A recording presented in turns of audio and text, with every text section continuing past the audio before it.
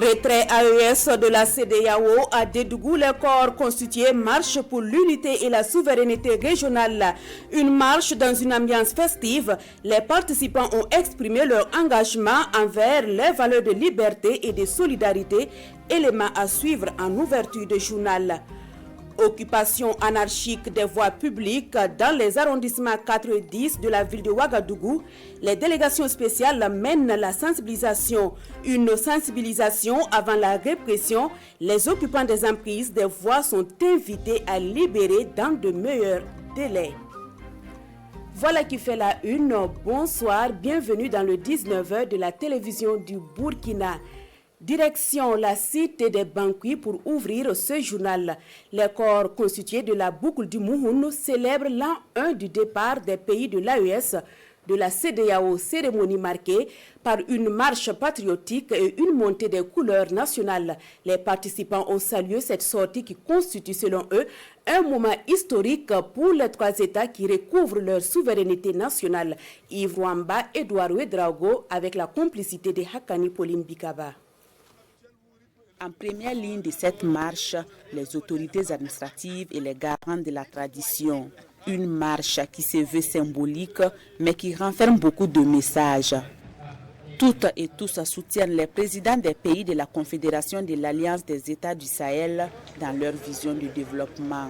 Comme on a tenté de nous le faire accroire pendant longtemps, on ne peut pas sous-traiter la sécurité et le développement d'un pays. C'est le développement par nous-mêmes et pour nous-mêmes.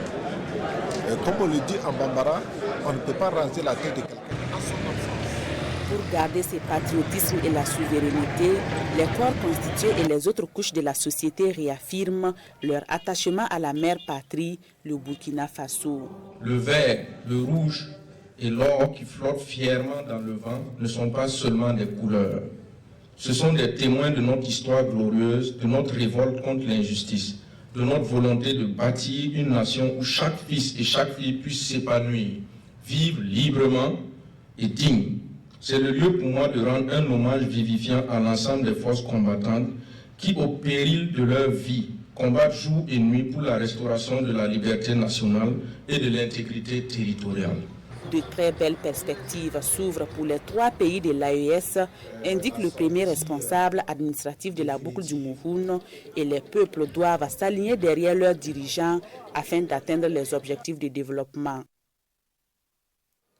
Eux sont loin de la mère patrie mais expriment leur amour pour le Burkina Faso à travers une contribution à l'effort de paix. Les ressortissants du village de Modaogo dans la commune de Soudougou, province du Koulpelgo, vivant en Côte d'Ivoire, ont remis une enveloppe de 1 million de francs CFA destinée à l'équipement des VDP de leur localité et la quittance de 500 000 francs CFA versés au FSP. Le film de la remise avec Apollos Poliabri. Les ressortissants du village de Modaogo dans la commune de Soudougui vivant en Côte d'Ivoire répondent à l'appel du président du Faso, le capitaine Ibrahim Traoré. Ils ont mobilisé la somme de 500 000 francs CFA pour soutenir le fonds de soutien patriotique. Pour les ressortissants du village, cette première initiative marque le début d'un engagement durable en faveur de la nation et de leur localité. Nous avons vu que nos dirigeants faisaient un effort pour reconquérir notre patrie. Et c'est un devoir pour nous de participer à cette guerre-là.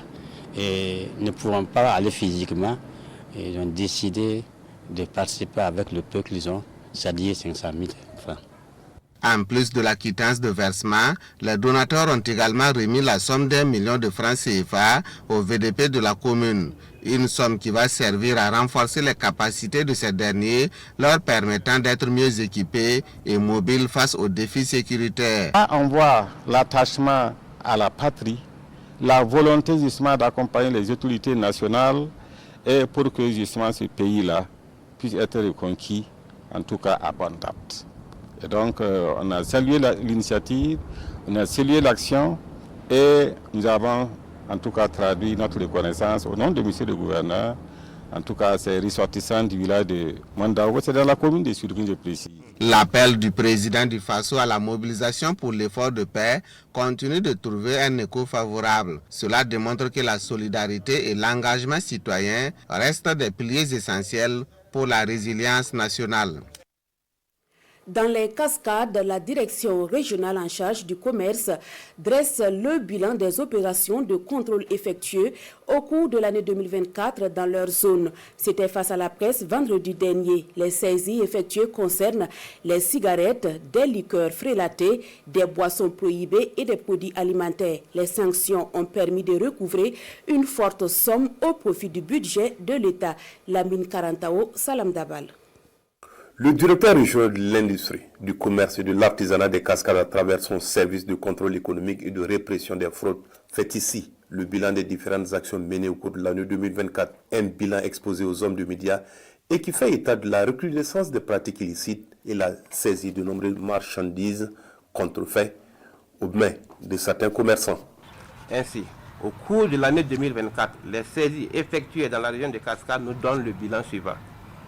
10 cartons de cigarettes, soit 5000 paquets, 40 cartons de liqueurs frelatées, menta, café, rhum, wine, calao, pastis, etc.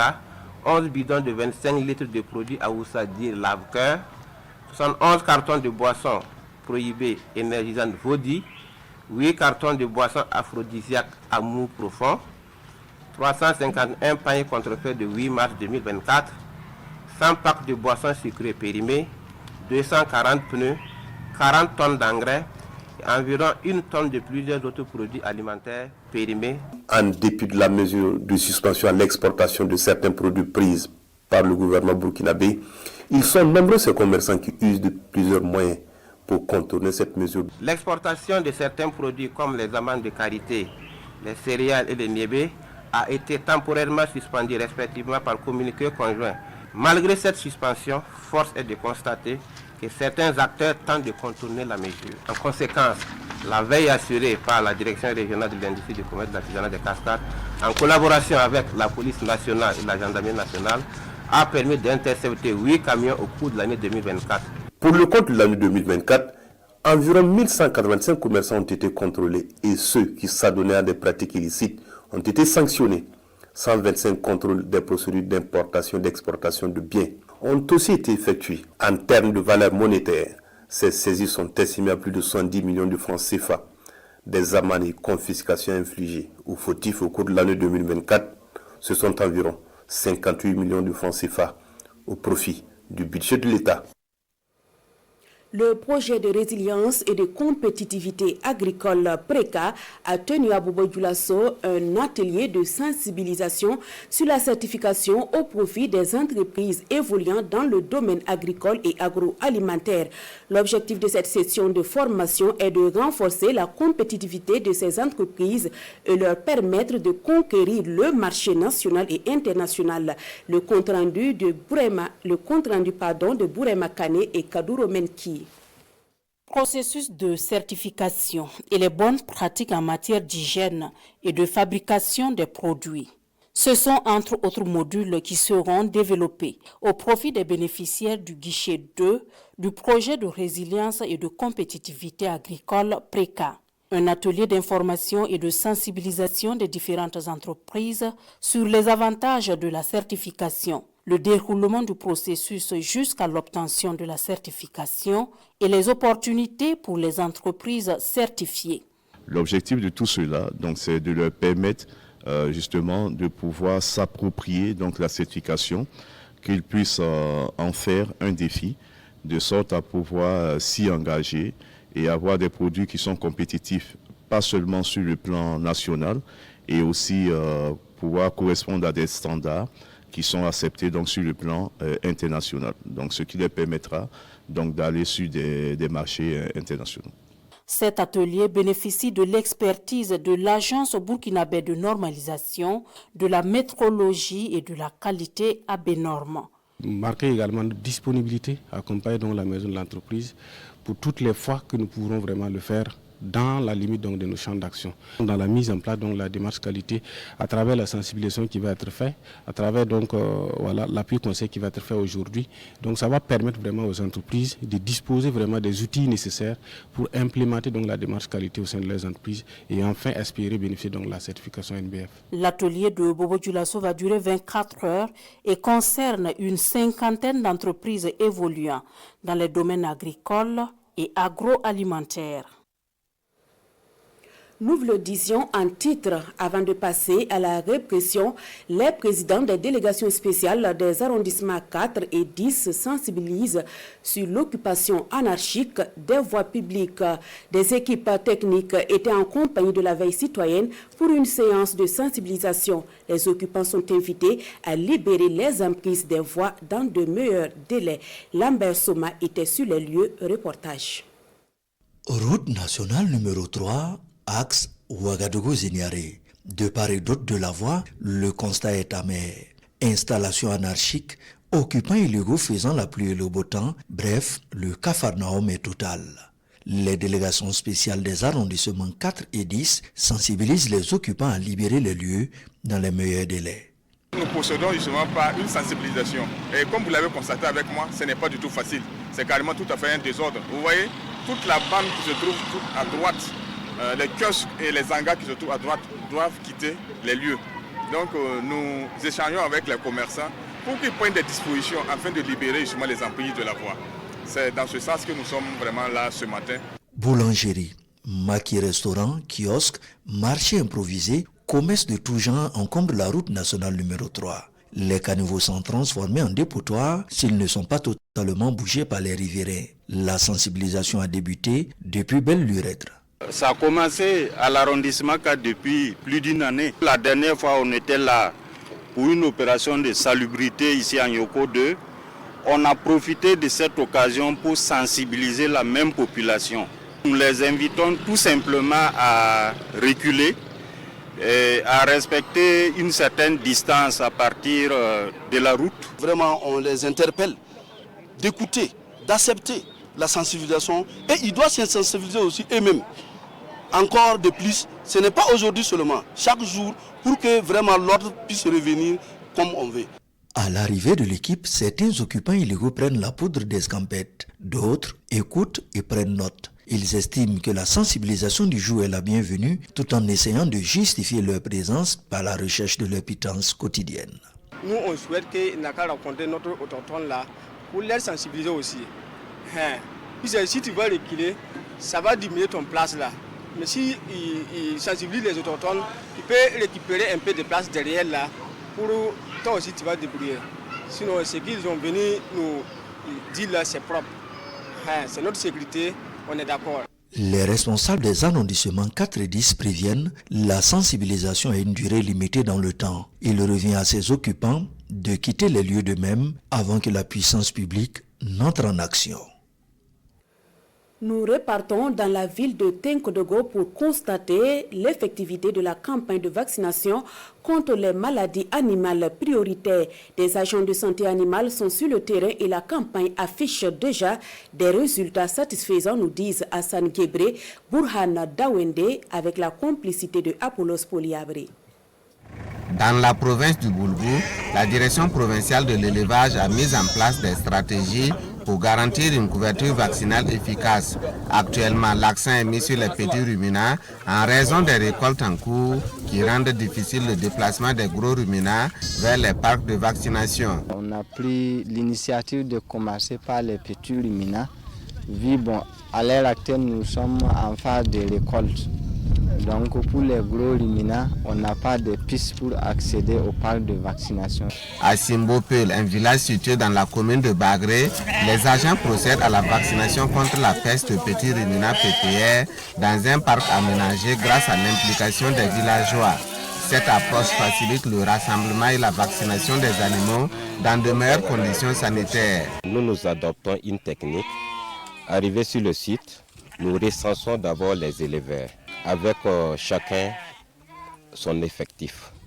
Nous avons eu un effectif de 800 têtes, 600 têtes pour les ovins, 200 têtes pour les caprins. Outre les ruminants, la campagne concerne également la rage, une maladie mortelle transmissible à l'homme. Selon le directeur provincial de l'élevage du Boulgour, la campagne affiche déjà un bilan positif. Les agents sont motivés sur le terrain et ils arrivent à vacciner un maximum, en tout cas, d'animaux. Au niveau de la PPR, voilà, nous sommes à plus de 97 000 têtes déjà vaccinées. Donc au niveau de la rage, on est autour de 800 têtes. La maladie de Newcastle est autour de 55 000. La PPCB qui est un peu en retard, bon pas trop, mais on est déjà autour de 9 000. Voilà, qui est un peu dû à l'avancée de la campagne agricole. Pour cette campagne, le gouvernement a pris en charge la gratuité des vaccins contre la PPR et la rage, tandis que ceux contre la maladie de Newcastle, la grippe aviaire et la peste bovine sont proposés à des prix subventionnés. Un geste fortement apprécié par les éleveurs qui voient en cela un soutien important à la protection de leurs cheptels et à la sécurisation de leurs activités. Avant, nous supportions tous les frais de vaccination de nos animaux, mais cette fois-ci, c'est presque gratuit. Nous sommes très contents et nous remercions le gouvernement pour ce geste gracieux. Avec des chiffres déjà impressionnants, la direction provinciale de l'élevage entend poursuivre la mobilisation pour atteindre une couverture vaccinale optimale d'ici la fin de la campagne. Nous replongeons ce soir dans le FESPACO 1997, 15e édition de cette fête du cinéma africain. Le FESPACO 1997 qui a vu le sacre du film Boudiam du réalisateur burkinabé Gaston Kaboré. Le retour sur le palmarès avec Ahadi Sandamba. Boudiam, c'est naturellement la prolongation de Wen Kouni qui avait été réalisé par le... Avec son film Boudiam, le réalisateur burkinabé Gaston Kaboré est lauréat du Grand Prix et Talon d'Or de Yenega de la 15e édition du FESPACO. Sorti en 1997, le film Boudiam est une fiction long métrage de 95 minutes.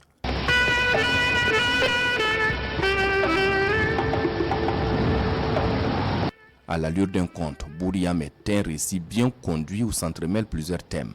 Le contexte du film est celui où les échanges commerciaux se faisaient avec des courriers pour se procurer des biens, ce qui peut correspondre au 19e siècle dans la boucle du fleuve Niger, où les populations vivaient de l'agriculture et de l'élevage avec des moyens de transport traditionnels. Le prix Oumarou Ganda de la première œuvre lui revient au réalisateur tunisien Nadia Farez Anliké pour son film Miel et Cendres. Le prix spécial du jury long métrage du FESPACO 1997 est revenu au film Tafé Fanga ou Le pouvoir du pagne du Malien Adama Drabo. Aminata Ousmane Meiga du Mali remporte le prix d'interprétation féminine pour son rôle dans le film Farah, une mer des sables du réalisateur Abdoulaye Askoufari. Le prix de la meilleure image de cette édition du FESPACO revient à Bertrand Chatry du Sénégal dans le film Tableau de ferraille de Moussa Sen Absa. À cette édition de la fête du cinéma africain, ce sont au total 38 prix spéciaux et 24 prix officiels dans les catégories long métrage, court métrage et documentaire, ainsi que télévision et vidéo. Cette édition présente un nombre sans précédent de films réalisés par des femmes dans toutes les catégories. Tenue du 22 février au 1er mars 1997, la 15e édition du FESPACO a permis de confirmer l'audience grandissante du festival. 4 874 festivaliers de 79 pays sont accrédités sur une prévision de 3 000 festivaliers attendus.